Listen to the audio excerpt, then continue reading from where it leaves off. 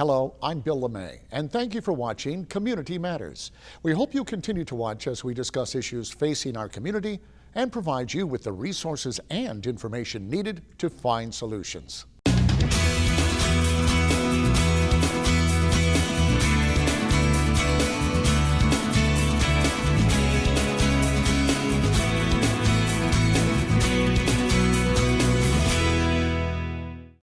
This week, we're getting ready for college, and it's never too early to start planning, especially when it comes to saving money. Joining me now with some great advice on getting started is Serena Broadway of College Foundation of North Carolina. And thank you so much for being here. Thank you for having me.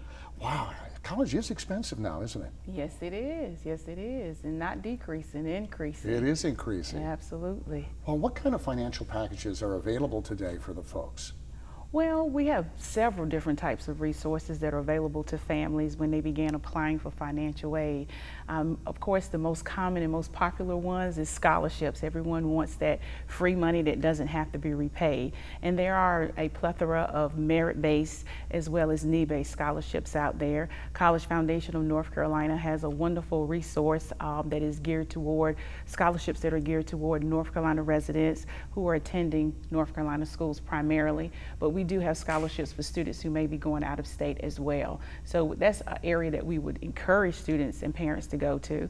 And of course, students should check with the colleges and universities in which they're applying to find out what scholarships they have available. And of course, after scholarships, then they begin to look at grants, because that's another free money that doesn't have to be repaid. Grants tend to look at the parent's income in order to determine whether or not they meet the financial need in order to receive the grants. It's not all or nothing. A grant may be of the value of $2,000, for example, but that doesn't mean if you don't reach the criteria to get the entire $2,000, you may not be eligible for anything. You may be able to get maybe $200 of that $2,000 grant. So we encourage parents and students to, of course, apply for financial aid, which is by completing the free application for federal student aid. That is the key to receiving any type of financial aid to assist with paying for college. If I could just, I'll break in because I know there's more. When we talk about scholarships, we talk about grants, and you mentioned eligibility, and I know it's probably different.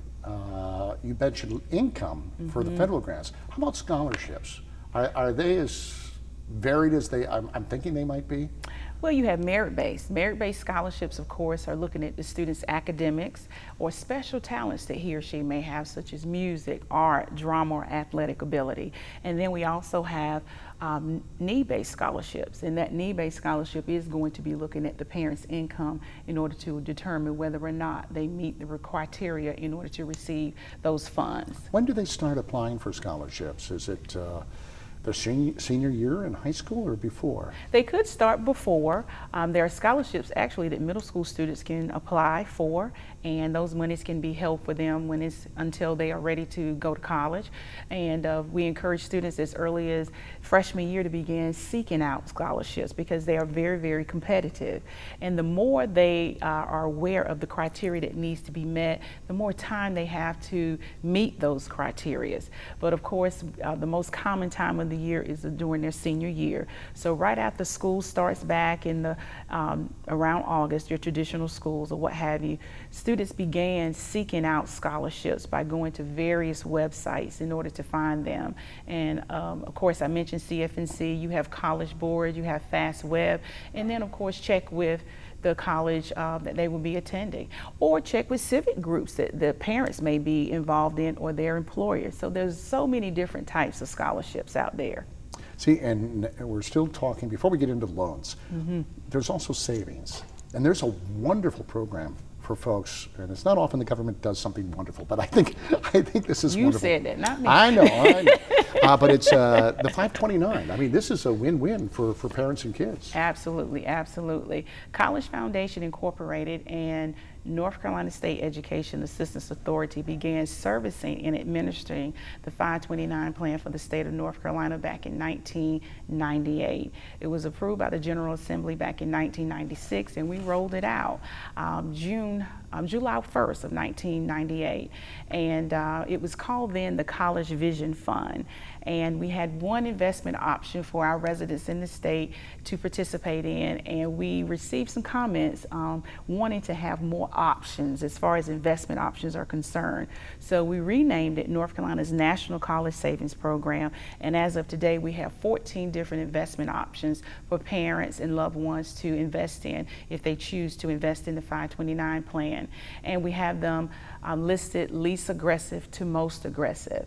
And the reason why it was created so that parents and loved ones would be able to set aside money for their child, grandchild, niece, nephew, godchild, whomever they want to save for at a very early age. So once they reach their college years, they won't be dependent upon financial aid. Financial aid is good, but not everybody gets as much financial aid as they would like. So you want to have something to fall back on, something to pull money from that you know you have. So that 529 plan is always a great, great option. And with the 529 plan, one can enroll in the program for as little as $25. That's a contribution. That's not an enrollment fee because we don't charge an enrollment fee for one to participate in the program. With those monies that are invested in the 529 plan, they can be used to cover tuition, fees, room and board, books, supplies, or any required equipment by that college or university.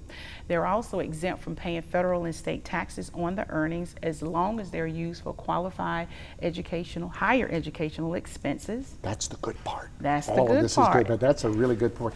We're almost out of time. We didn't get into the loans, but what would your advice be to students who are obviously, you know, college is expensive. They're going to have to probably look in a lot of cases to financial loans. Any advice? Well, we know that college cost isn't decreasing. It's increasing anywhere between 7 and 9% each academic year.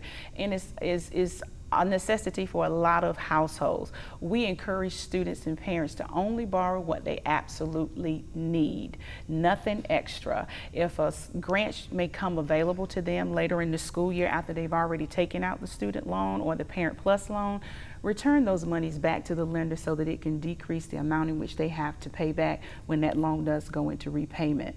But we encourage them to take out the William D. Ford Federal Direct Loan Program. With that type of loan, the student does not have to pay interest while they're enrolled in school, nor do they have to make payments until 6 months after they graduate or drop below half-time. But of course, if they were to go to their personal bank or credit union or what have you, that loan is going to go into repayment shortly after it has been approved. Sure. So we want to be able to give them that time to get employment and get a little bit settled before having to make payments. There's a lot. There's a lot to this. You're right. It is getting more expensive, and it's not too early to start. So kind of you to join us this morning. Thank you. Thank you. All right, a lot going on. We have a lot of decisions to make before going to college. In fact, what school are you going to go to? Well, how do you choose? We'll find out.